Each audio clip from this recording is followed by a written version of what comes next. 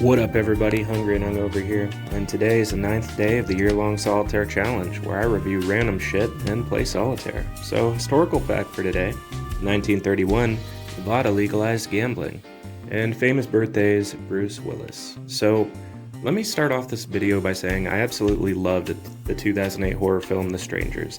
I thought it was brilliantly written, the suspense was great, the claustrophobic setting of the one home.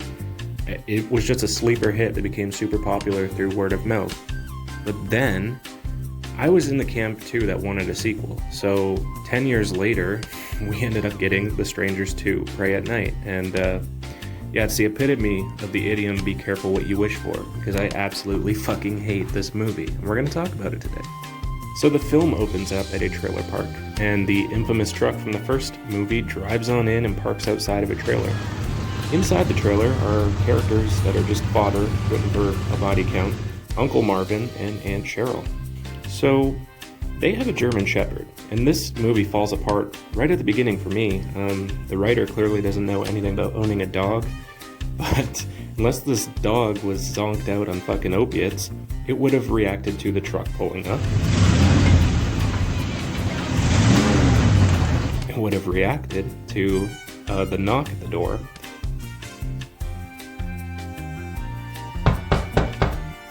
And it would have reacted to Pinup Girl somehow teleporting inside the trailer like she's fucking Harry Houdini.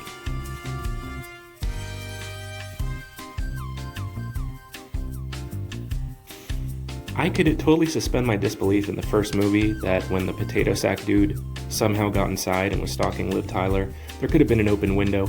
But we're talking about a metal box here with a German Shepherd inside, which is literally one of the best guard dogs you can own. Okay, so they both die off camera, and that's a terrible opening scene. So after that monstrosity of an opening scene, we're introduced to the family we're going to be following throughout this film. We never know their last name, which is kind of weird, but whatever. The mom, Cindy, is played by Christina Hendricks, and she's looking great. The dad, Mike, oh god, all these characters suck. The dad's named Mike, the daughter is named Kinsey, and the son is named Luke.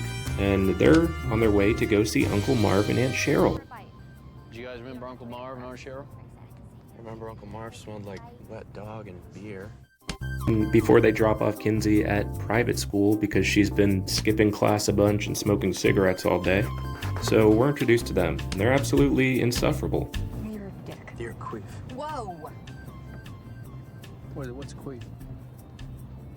So the family ends up arriving at the trailer park and nobody's there. And the bullshit excuse the writers came up with is they literally make the dad say, "Hey, is anybody here?" And then Christina Hendricks' character says, "Oh, I think everybody leaves after Labor Day." And there we are. That's how they set up this whole movie. So the family ends up settling down in the trailer that their uncle set up for them. And of course they get a knock at the door from Dollface. And she asks the same question from the first one. Can I help you? Is Tamara home? Which I find, okay, it's like fan service, I guess, but it kind of doesn't have any more effectiveness. And after that, family spends some time together, and Kinsey ends up having enough of their bullshit and runs off for some fresh air. So the parents decide they want a little bit of alone time, and they send Luke to go find Kinsey instead of being responsible adults.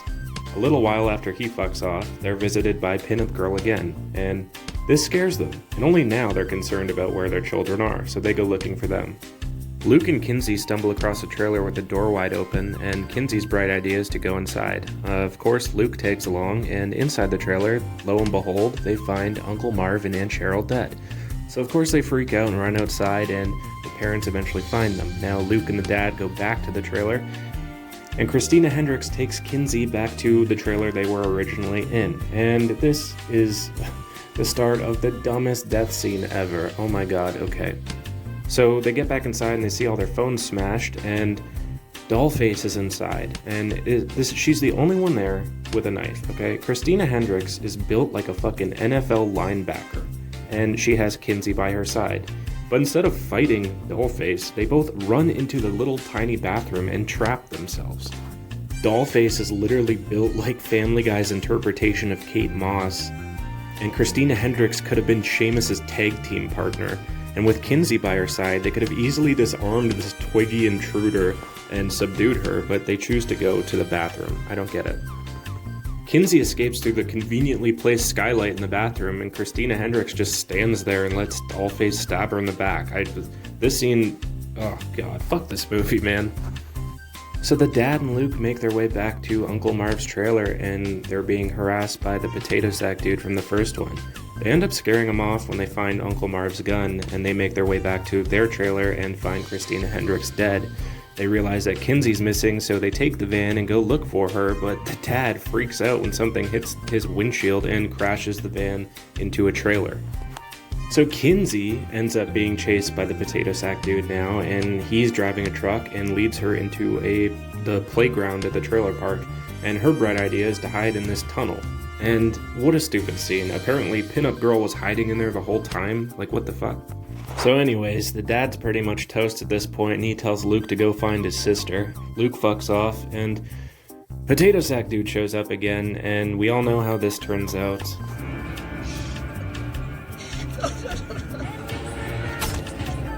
So this is another scene that drove me absolutely crazy when I was watching this movie. Luke ends up finding Kinsey, and she's about to be stabbed to death by Dollface, and he has the gun. So he has the perfect opportunity to Tony Montana this bitch. Say hello to my little friend! But he lets her go.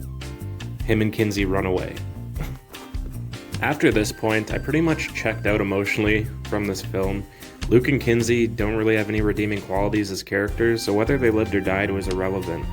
After this, though, they end up hiding under a trailer because Kinsey's wounds are pretty bad in her leg, and Luke vows to go get help. So he ends up at the pool, which is the background of this Solitaire game, and surprisingly, he ends up killing Pinup Girl. But then Potato Sack Dude shows up, and they get in a fight to the death. And unfortunately for Luke, he inherited his fight-or-flight response from his parents. So thankfully, this film's almost over. Kinsey shows up at the pool, drags out Luke, and he's surprisingly still breathing after that. So she hides him and then limps away, and lo and behold, a cop pulls up. But he's just written into this scene to die by Dollface and give Kinsey a vehicle. So after Dollface kills the cop that was clearly just written into the film to get killed by Dollface, Kinsey proves that she has bigger balls than her brother.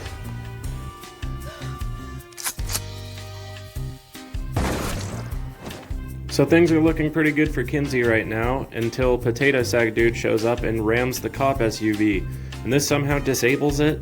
The car not starting in horror movies, that's one of the most annoying tropes of all time, and yeah, I'm not surprised that it was in this movie.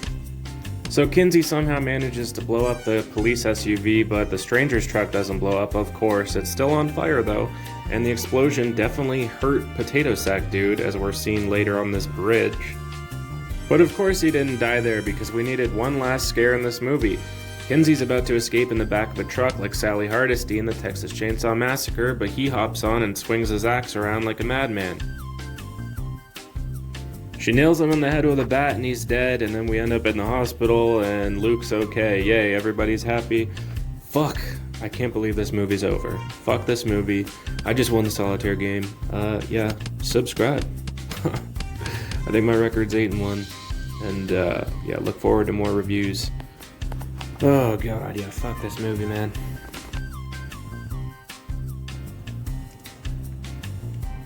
Seriously, what's Quake?